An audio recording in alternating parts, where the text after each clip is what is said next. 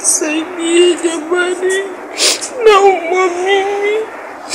Niko hapa toka Jumatatu, niko hapa mimi. Nirudisheni nyumbani, nilikuja huku kufanya kazi lakini naumwa, sijisikii vizuri, mwili wangu una nguvu. Kila mahali pananiuma na wenyewe wanasema walitoa pesa zao kunileta huku. Nisaidieni mimi.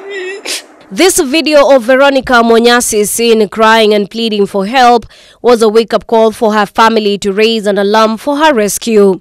It is said that Veronica traveled to Saudi Arabia on the 15th of February 2022 to fend for her 2 children and ailing mother. Little did she know that the ghost of sickness will be her shadow. According to her sister Mwanyasi, she is now pleading with well-wishers and the government to come in and assist them in bringing back their loved one. Mimi kama dadake Veronica, naomba tu Veronica tu apate mtu yani amrudishe Kenya. Kwa sababu amefanya miezi 3 peke yake. Hajapata pesa za kumrudisha Kenya. Na pesa ambazo anatakana alipa anaambiwa ni 2.5. 2.5 zitatoka wapi? Yeye mwenyewe aliondoka ili kutafutia watoto wake. Hajafanya kazi. Naomba tu msaada. Naomba msaada. Veronica arudishwe Kenya. On her part, her sister Lizzie noted that the 32-year-old and a mother of 2 has been complaining about having a severe headaches that leads her to her body weaken tremendously to a point she cannot do house chores. Upon visiting the hospital, the doctors ruled out that she suffered no illness. Kichwa inauma kabisa na mwili wote unakosa nguvu. Kichwa ikianza kuuma mwili wote unakosa nguvu. Hiyo ndo shida kubwa ya Veronica. Kichwa. Hospitali walienda wakampima wakamwambia hana ugonjwa wote. Lakini mwenyewe anasema ya kwamba mimi ninaumwa. Na anayejijua ni mtu mwenyewe. Kama madaktari wamepima wamesema kwamba hana ugonjwa wote, na yeye mwenyewe anasema kichwa kinauma na kikianza kuuma mwili wote unakosa nguvu. Kwa hivyo huo ndio ugonjwa ambao unamsumbua Veronica mpaka hawezi fanya kazi Saudi Arabia. Tunaomba tu arudi nyumbani. Akirudi nyumbani tutakuja tuangalie kama atasaidika vipi. Tunaomba msaada. Arudishwe nyumbani. With pain witnessed in her voice, Lizzie urged the government to investigate all the employment agencies that recruit people to go to Saudi Arabia if they are licensed in doing the business, since many people are suffering in the Gulf countries. Alafu iwe funzo, mimi nasema iwe funzo kwa huyu agency, yani huyo agency ajue ya kwamba anachukua wasichana wao wenyewe akiwaambia kwamba wanaenda fanya kazi Saudi Arabia, kumbe anawauza kwa pesa nyingi. Manake passport sidhani kama ni zaidi ya 2.5. 2.5 Veronica alizikula wapi? Alizikula wapi 2.5? Manake passport haiwezi zidi zaidi ya 10,000. Hilo ndo ombi langu, lakini zaidi Veronica arudi Kenya. Naomba msaada, Veronica arudi Kenya. She pointed out that the recruitment agency that took Veronica Mwanyasi to Saudia is demanding for 250,000 Kenya shillings to bring back their daughter, something they say it's beyond their plate. Familia haina pesa. Mimi kama dadake, familia haina pesa. Veronica aliondoka hapa ili enda katafute kwa ajili ya watoto na pia asaidie kama sister kama ndugu zake wengine awasaidie. Mama ni mgonjwa. Alienda pia at least amsaidie mama. Hatuna pesa, hatuna 200,000. Hatuna 200,000 kusema kweli. Kwanza pesa kama hizo tofanya kuziona kwenye vitabu sisi. Hatuna 200,000. Tunaomba msaada. Hatuna 200,000.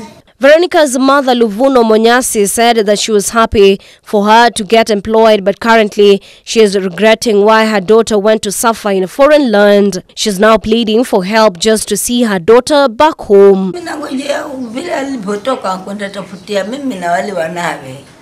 Na hivi ni mgonjwa na ameniacha hivi ni mgonjwa, akasema mimi mama fadhali nitoke nikuache hivyo. Akaniacha. Akasema nitakuwa nikupigia simu watoto wangu kaa nao. Haya sasa Vile akaenda lakini hajarudi. Na mimi sijui kama wameandika miezi mingapi sijui. Sasa nashangaa na hivyo huku ni mgonjwa na huku mimi nangoja pesa na yeye kumbe na yeye ni mgonjwa.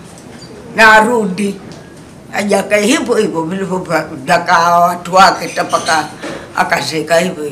This comes barely one day after Foreign Affairs Principal Secretary Ambassador Kamau Macharia has blamed the misfortunes of some Kenyans working in the Middle East countries on their lack of obedience to their masters. Addressing members of parliament during the induction on Monday, PS Macharia described Kenya's diaspora's experience as an exciting and positive experience, something he said should not be overlooked due to few cases of misfortune among Kenyans abroad. Macharia said the mistreatment is only confirmed in domestic setups, maintaining that Kenyans working in other sectors have had a good experience in the Middle East countries. The ambassador was responding to questions raised by lawmakers on the welfare of Kenyans working in the Middle East amid rising cases of mistreatment and even killings among migrant workers. In a country like Saudi Arabia, we are facing a special challenge, and I have brought this up many times to our committee, the committee I spoke about. And you've heard me speak about this in public. I have said that there are some places where culturally unyenyekevu ule ambao unahitajika kazi zingine za nyumbani sio unyenyekevu ambao unapatikana sana kati ya watu wetu. So sometimes our people will not be so subservient, and when they go to these countries and they're under contract, and in a country like in Saudi Arabia, their traditions around housework are very ancient. Let's put it that way.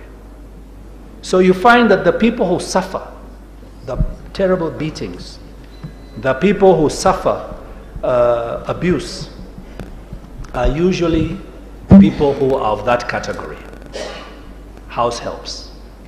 But in that same country where we have over 100,000 Kenyans working in different capacities in hotels, in transport, in taxis, we have no problem. So we have to ask ourselves, are we exporting the right category of personnel? And do they have the right capacity and training to understand that culture before they leave and go and work there? Reporting for Ibro TV, my name is Winnie Maganga.